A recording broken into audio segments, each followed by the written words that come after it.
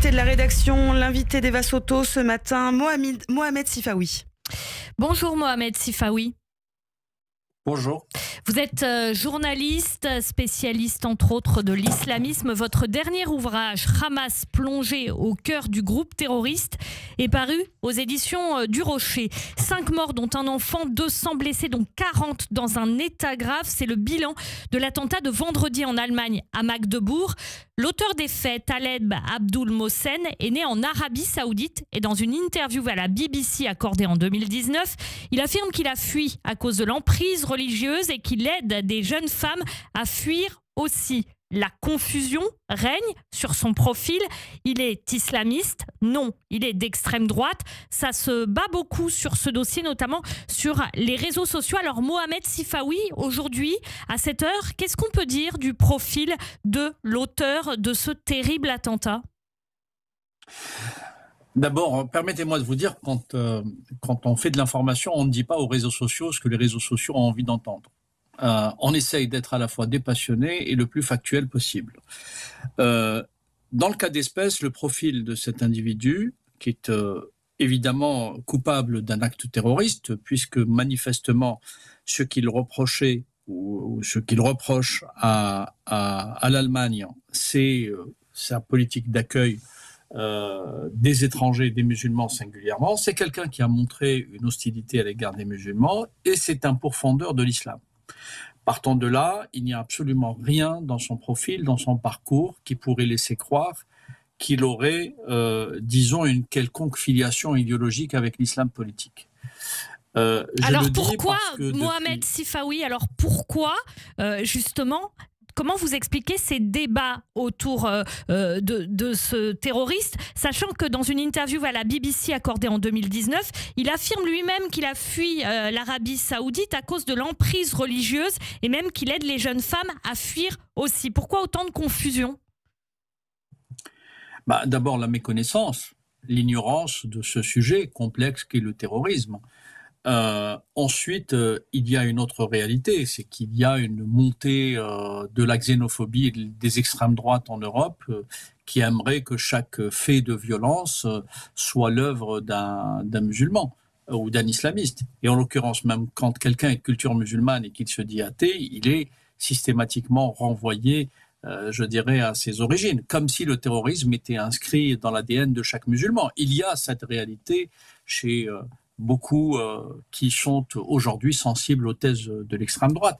Mais je ne dédouanerai pas totalement l'islam politique parce que c'est l'islam politique qui, depuis maintenant une vingtaine d'années, notamment avec les attentats du 11 septembre, a créé cette dynamique de la violence qui a décomplexé, je dirais, tous ceux qui ont des velléités violentes, quelle que soit leur orientation idéologique.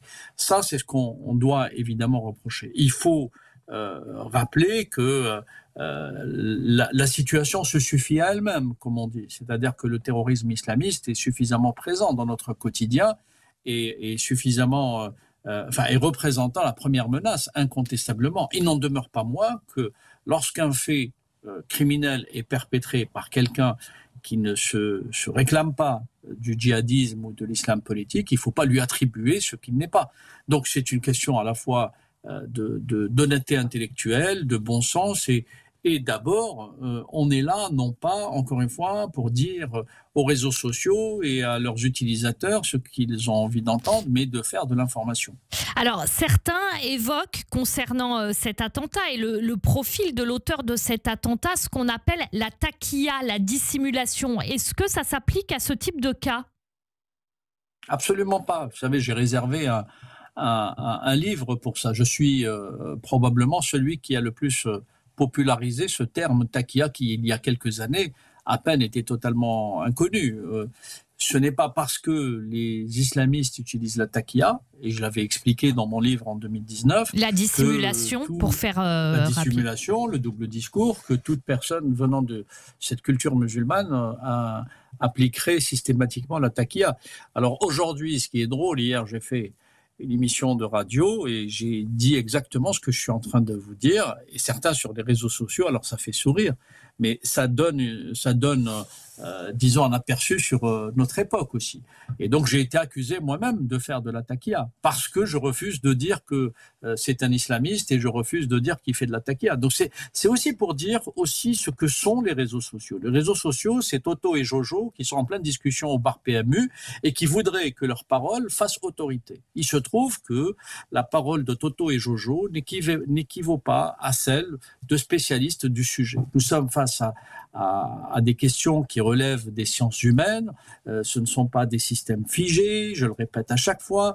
On n'est pas face à des profils types. Il n'existe pas de profil type pour le terrorisme, et même pour le terrorisme islamiste, il n'existe pas de profil type. Oui, il peut y avoir des gens qui sont totalement athées, qui peuvent être médecins et qui, pour des raisons que l'enquête révélera, on ne sait pas encore, parce qu'il y a aussi cette pression de l'opinion publique qui cherche l'immédiateté, c'est-à-dire que lorsqu'un fait criminel se produit, il faut absolument apporter une réponse au moment précis. Alors, il y a évidemment une demande légitime, parce que quand on est sur un marché de Noël, on n'est pas là pour s'exposer à la mort, ni pour exposer sa famille, et dans le cas d'espèce, il y a eu un enfant qui est mort, ni pour exposer ses enfants à la mort.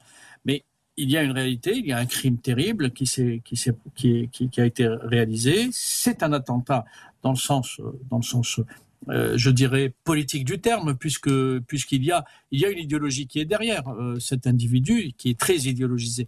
Mais il faut laisser quand même le temps au système judiciaire de faire son travail nécessaire d'investigation, d'interrogatoire avec ce criminel pour qu'on ait toutes les données et ainsi, ce qui nous permettrait d'avoir une vision un peu plus large. Mais Mohamed Sifawi, Olaf Scholz, le chancelier allemand, dans son discours, a dit qu'il ne fallait pas rajouter de la haine à l'horreur. Quand Olaf Scholz dit ces mots, à qui s'adresse-t-il ? Je pense qu'il s'adresse notamment à son extrême droite, qui est l'extrême droite allemande est extrêmement puissante depuis quelque temps. Et justement, surtout sur les réseaux sociaux, il y a, nous le savons aujourd'hui, un risque de fragmentation des sociétés occidentales. La France en est aussi confrontée. On sait par la nature des débats que nous avons. Les crimes et les horreurs, le terrorisme se suffit à lui-même. Il y a évidemment ce que font les terroristes.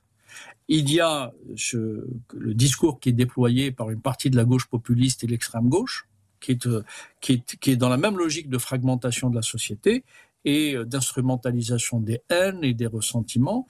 Et il y a naturellement le discours qui est déployé par les extrêmes droites européennes, qui encore une fois jouent leur partition dans le cadre toujours de cette fragmentation des sociétés. Donc nous vivons incontestablement, et c'est le cas de l'Allemagne, c'est le cas de la France. Et ça, c'est la victoire du terrorisme aussi ? C'est la victoire idéologique du terrorisme, ça, c'est fragmentation ? Alors, pour rappeler le terrorisme islamiste, ce qu'il recherche, c'est créer justement ces divisions au sein des sociétés, parce que le terrorisme islamiste sait pertinemment quelles sont les faiblesses de nos sociétés aujourd'hui. Il sait que nos sociétés démocratiques sont traversées par des débats, ce qui est normal, mais aussi par de violentes polémiques, parfois par des divisions.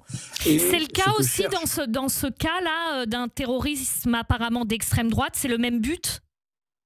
Je pense que pour moi, il est trop tôt pour répondre de façon tranchée, mais il est clair que si l'on suit un petit peu le parcours de cet individu, de ce triste individu, il a eu des phases différentes. Et l'une des phases qu'il a eues récemment, c'est qu'il a montré une hostilité à l'égard de la société allemande qui l'a accueilli, et il voulait manifestement se venger de cette société allemande pour des raisons dont il aura à s'expliquer. Mohamed Sifawi, 5 morts dont un enfant, 200 blessés, dont 40 dans un état grave. La cible, très rapidement, un marché de Noël. Est-ce que ça signe quelque chose en 30 secondes ? Ça signe un moment de fête populaire, un moment de communion entre citoyens d'un même pays, quelle que soit leur origine. Vous savez, des gens normaux, quelle que soit leur origine et leur culture, aiment se balader dans des lieux comme ça. En tout cas, moi, c'est mon cas. Je ne suis pas catholique, mais à chaque fois que j'ai l'occasion d'aller dans un marché de Noël en France ou ailleurs, c'est toujours un plaisir. Et donc voilà, c'est un moment où se retrouvent aussi toutes les cultures, toutes les sensibilités. Et c'est ça qui était visé. Il a voulu toucher d'abord la société allemande. Merci beaucoup Mohamed Sifaoui pour ces éclairages ce matin sur Radio J. Je rappelle votre dernier ouvrage, Hamas, plongé au cœur du groupe terroriste, paru aux éditions du Rocher. Bonne journée à vous, merci. Bonne journée, merci.